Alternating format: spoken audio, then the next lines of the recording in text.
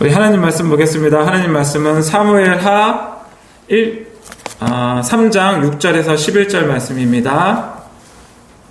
하나님 말씀은 사무엘하 3장 6절에서 11절 말씀입니다.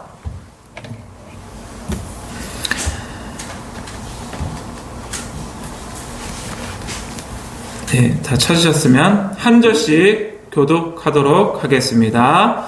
사울의 집과 다윗의 집 사이에 전쟁이 있는 동안에 아브넬이 사울의 집에서 점점 건세를 잡으니라. 사울에게 첩이 있었으니 이름은 리스바요 아야의 딸이더라. 이스보셋이 아브넬에게 이르되 내가 어찌하여 내 아버지의 첩과 통관하였느냐 하니 아브넬이 이스보셋의 말을 매우 분하게 여겨 이르되 내가 유다의 계머리냐? 내가 오늘 당신의 아버지 사울의 집과 그의 형제와 그의 친구에게 은혜를 베풀어 당신을 다윗의 손에 내주지 아니하였거늘 당신이 오늘 이 여인에게 관한 허물을 내게 돌리는도다. 여호와께서 다윗에게 맹세하신 대로 내가 이루게 하지 아니하면 하나님이 아브넬에게 벌 위에 벌을 내리심이 마땅하니라. 그 맹세는 곧 이 나라를 사울의 집에서 다윗에게 옮겨서 그의 왕위를 단에서 부엘세바까지 이스라엘과 유다에 세우리라 하신 것이니라 하매 이스보셋이 아브넬을 두려워하여 감히 한마디도 대답하지 못하니라. 아멘. 예, 할렐루야. 예. 제가 오늘 설교 준비하기 전에 그런 생각을 좀 해봤습니다. 하나님은 어디든 계시거든요. 그리고 언제나 우리를 보고 계세요. 그러니까 우리도 주님을 보는 것이 중요해요. 하나님은 언제나 우리를 보고 계시는데 우리는 주님을 못 볼 때가 많아요. 하지만 우리가 주님을 인식하고 항상 바라봐야 돼요. 그게 우리 예배 시간에 뿐만 아니라 삶 속에서도. 그게 바로 코람데오라고 하잖아요. 코람데오가 하나님 앞에서 행동하는 그걸 말하거든요. 그렇기 때문에 우리가 하나님을 인식하고 의식해서 하나님을 바라보면 우리가 하나님과 친밀한 교제를 나눌 수 있고 죄를 범하지 않아요. 왜냐하면 하나님이 나를 바라보고 있고 내가 하나님을 바라보고 있으니까. 예. 오늘 왜 이 얘기를 했냐면 오늘 이 설교 말씀에도 이와 관련된 얘기가 좀 있거든요. 그래서 잠깐 나눠봤고요. 오늘은 좀 이렇게 설교를 좀 가볍게 하려고 해요. 제가 최대한. 그리고 그래서 오늘 이 말씀 속에서 여러분들의 하나님 나 지금 보고 계시다. 그러니까 내가 이 자리에 나와 있으면 하나님이 얼마나 더 기뻐하시겠어요? 항상 보고 계시는데 이 시간에 이 자리에 하나님 예배하겠다고 나온 자들을 보시는 하나님의 눈길 얼마나 기뻐하시겠어요? 맞죠? 예. 그럴 줄 믿습니다. 예. 문제는 우리가 하나님을 바라보면 돼요. 찬양할 때든지 설교를 들을 때든지 삶 속에서든 어디서든. 오늘 본문 말씀이 사무엘하 3장 6절에서 11절 말씀인데요. 우선 간단하게 1장과 2장을 제가 간단하게 요약을 해볼게요. 사무엘하 1장의 말씀은 이제 사울이 죽고 다윗은 기름 부음 받은 왕 사울과 그의 아들 요나단의 죽음을 이제 진심으로 슬퍼합니다. 그리고 그 죽음으로 인해서 슬퍼하며 노래를 부르는 장면이 나와요. 1장에서. 그리고 2장에서는 다윗이 유다의 왕이 돼요. 그러니까 유다가 어디냐면 이스라엘에 있으면 남쪽 지방 아래에 한 동네 이름이 유다예요. 그리고 사울의 아들 이스보셋은 이스라엘의 왕이 돼요. 그러니까 이스라엘의 왕이 되라는 말은 이 유다 빼고 다 온 지역을 통칭해서 말하는 거거든요. 그러니까 사울의 아들은 이스라엘 대부분의 땅을 왕이 되었고, 그리고 다윗은 이스라엘의 아래쪽에 있는 유다 지방이라는 왕이 된 거예요. 거기. 예.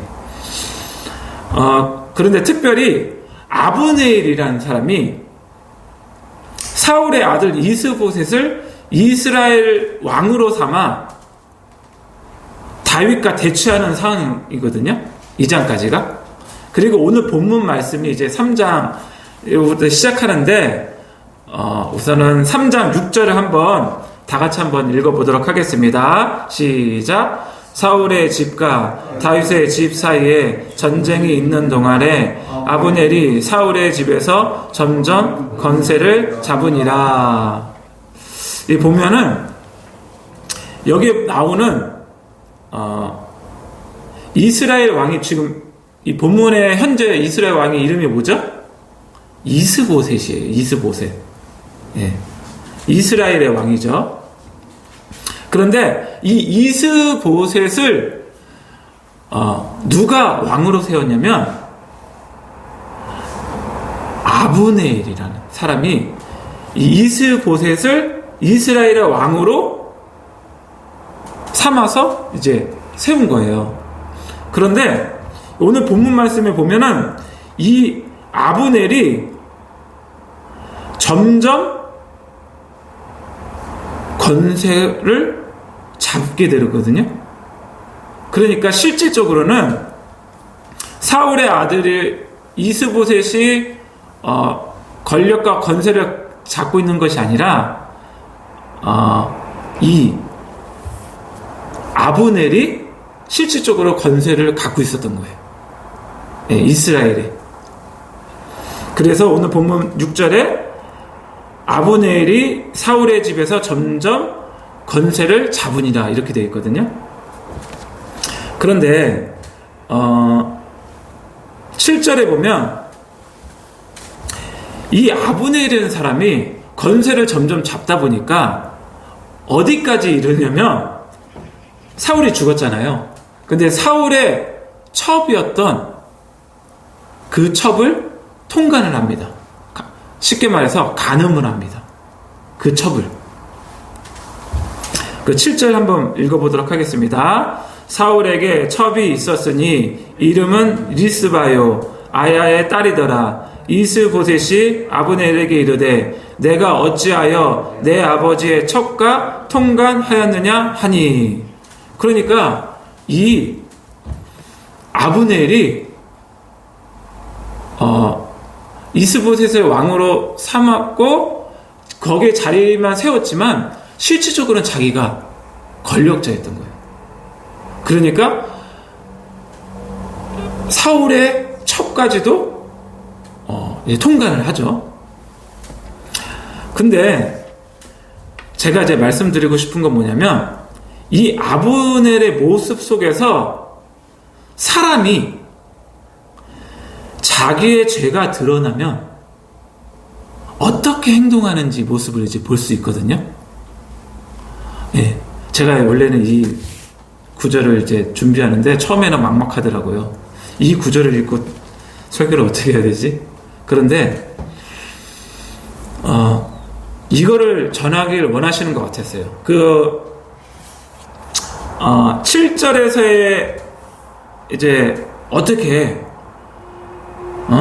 그렇게 통관할 수 있느냐 이렇게 얘기를 하니까 이제 8절에 이렇게 반응을 합니다. 8절 한번 같이 읽어보도록 하겠습니다. 아브넬이 이스보셋의 말을 매우 분하게 여겨 이르되 내가 유다의 계머리냐? 내가 오늘 당신의 아버지 사울의 집과 그의 형제와 그의 친구에게 은혜를 베풀어 당신을 다윗의 손에 내주지 아니하였거늘 당신이 오늘 이 여인에게 관한 허물을 내게 돌리는도다. 이 8절을 보니까 제가 딱 세 가지 모습을 볼 수 있었어요. 사람의 죄가 드러나면 사람은 이렇게 행동을 하는구나. 어떠한 행동이냐면 첫 번째, 과민 반응을 보입니다. 과민 반응. 이 아브넬이 어떻게 과민 반응을 보였냐면 이스보셋의 말을 매우 분하게 여겼어요. 8절에 맞죠? 그리고 뭐라고 하냐면 내가 유다의 개 머리냐? 이거 과민 반응이죠. 그런데 여기에서 개라고 나오는 건 뭐냐면 멍멍 개거든요. 그런데 유대인들은 개를 되게 경멸의 대상으로 여겼어요. 왜 그러냐면 개는 그 당시에 썩은 시체를 먹거나 동물들을 잡아먹는다는 인식이 있었어요. 근데 우리 옛날에 기억하세요? 제가 옛날에 시골 갔는데 똥개가 있었거든요. 그랬더니 얘가 먹을 것이 없으니까 뭘 먹냐면 사람의 똥을 먹어요. 저는 그 장면을 몇 번을 봤거든요. 그러니까 유대인들은 개를 되게 경멸의 대상으로 봤어요. 그런데 지금 이 반응이, 아브넬의 반응이 뭐냐면 내가 유다의 개 머리냐? 이렇게 반응을 보이고 있거든요. 이 말은 뭐냐면 간단하게 말하면 내가 당신을 위해서 일했지 언제 내가 다윗인 유다의 편 반역자이냐 내가 어떻게 나에게 그렇게 말할 수가 있느냐 이렇게 얘기를 하거든요. 그래서 내가 이 모습을 보면서 이 사람 정말 과민 반응을 하는구나. 자기가 죄를 범해놓고. 그 두 번째 뭐냐, 변명을 합니다. 변명 뭐냐면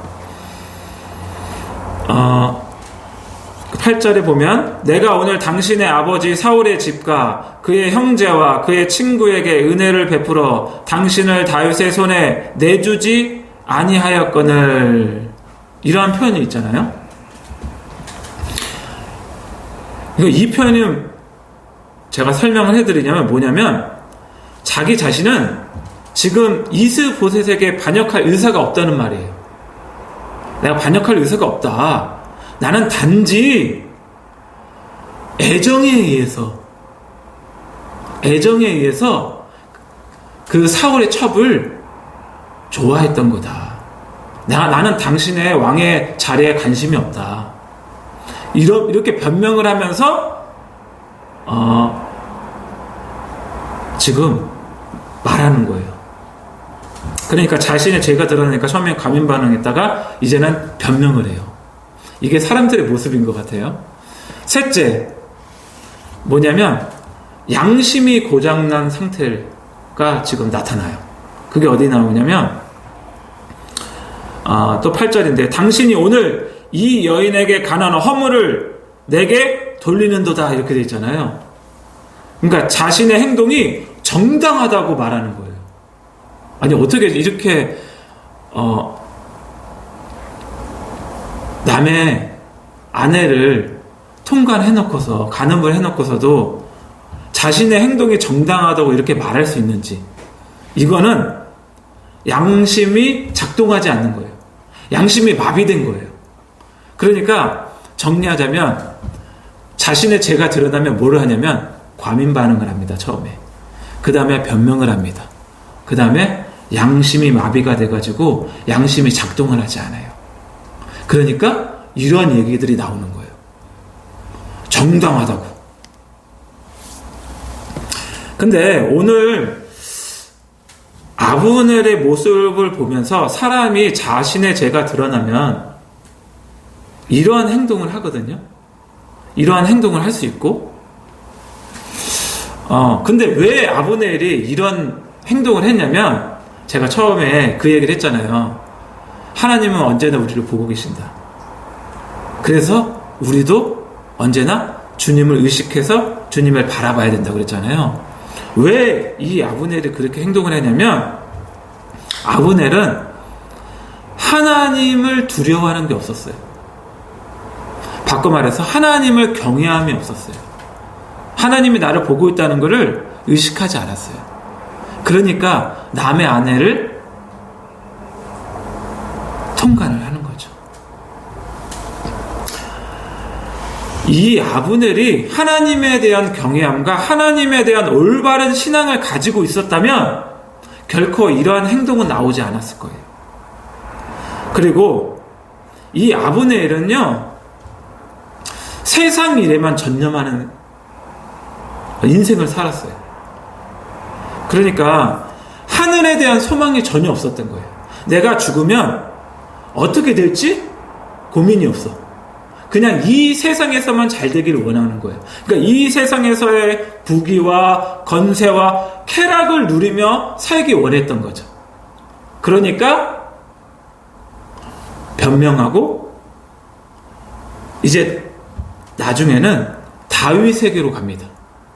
그래서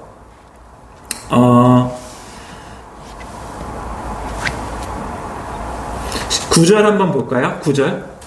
이제 아브넬이 이스보셋을 배반하는 장면이 나오거든요.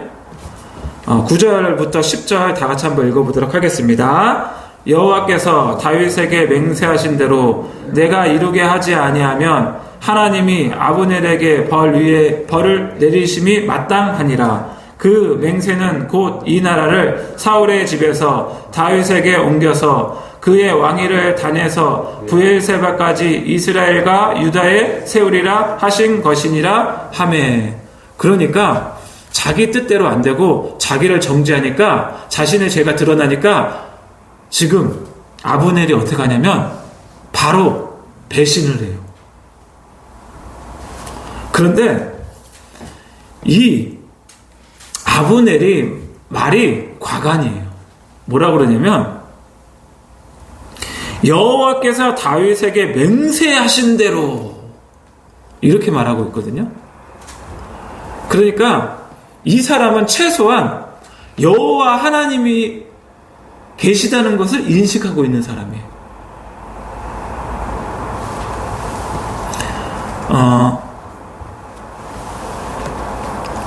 그렇지만 자신의 뜻대로 되지 않으니까 이 세상이 전부이냐 바로 배신을 하고 다윗을 따르겠다고 이제 충격적인 선언을 하는 거거든요.